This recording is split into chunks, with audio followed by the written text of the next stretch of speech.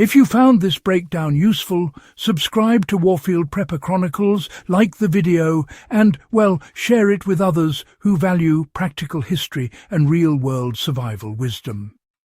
This channel exists to keep working knowledge alive, especially the kind modern comfort has made us forget. Winter was never an accident in mid-century homes. In the 1950s, people did not fail to heat their bedrooms. They chose not to. That choice was deliberate, informed by lived experience, material science, and generations of cold-weather survival knowledge. Cold bedrooms were a controlled environment, not a comfort failure.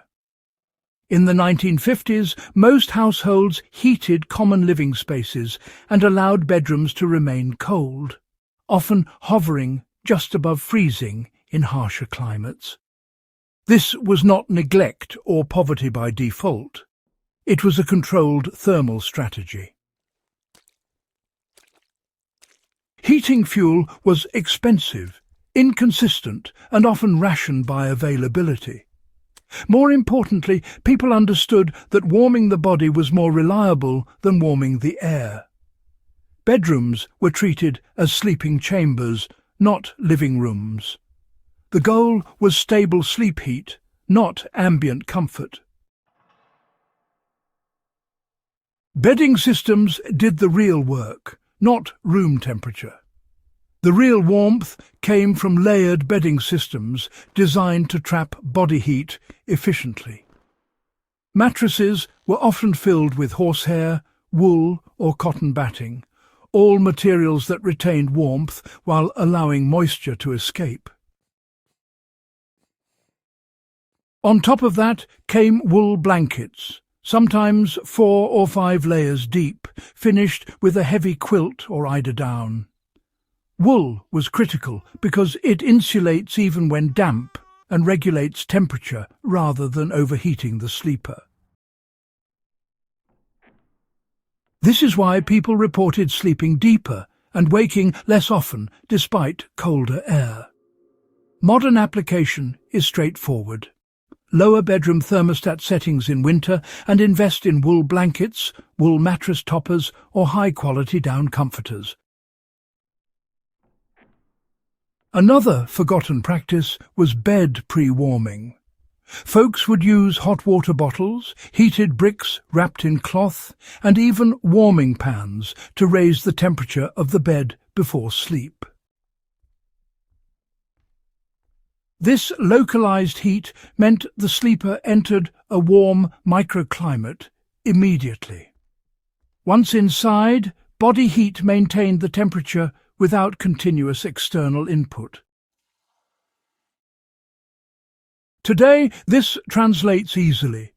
Hot water bottles, electric mattress pads with low wattage settings, or even preheated blankets can replicate the effect. So, back in the mid-20th century, doctors would often recommend cold bedrooms for folks dealing with respiratory issues. You see, cold air helps to reduce inflammation in the nasal passages, and interestingly enough, it limits dust mite activity. Both of these factors, well, they really do improve breathing during sleep. People who suffered from asthma, chronic coughs, or just the usual winter congestion, they often found they slept better in cold rooms.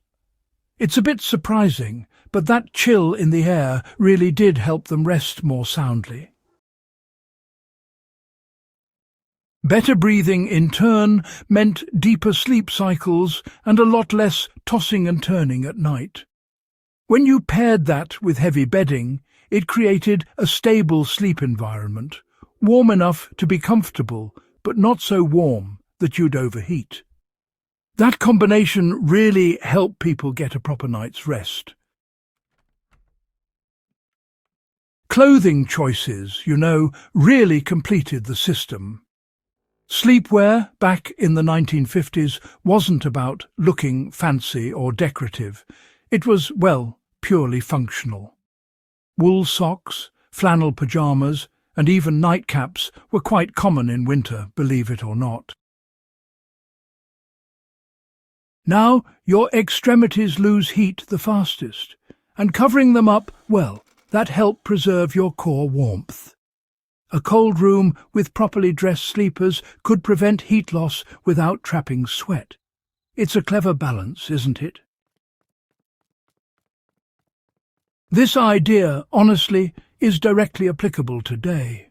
Instead of just turning up the thermostat, try wearing breathable thermal sleepwear and wool socks. It keeps the heat right where it belongs and, helps reduce nighttime energy use.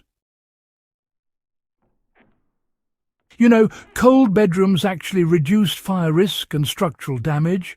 Coal stoves, oil heaters and fireplaces all carried real fire risks back then. By keeping bedrooms cold, folks reduced the need for overnight heating, which in turn lowered the chance of chimney fires or carbon monoxide build-up. This sort of practical risk management mindset is, really valuable for modern preppers and survivalists. Reducing reliance on overnight heating actually increases your resilience during power outages and fuel shortages.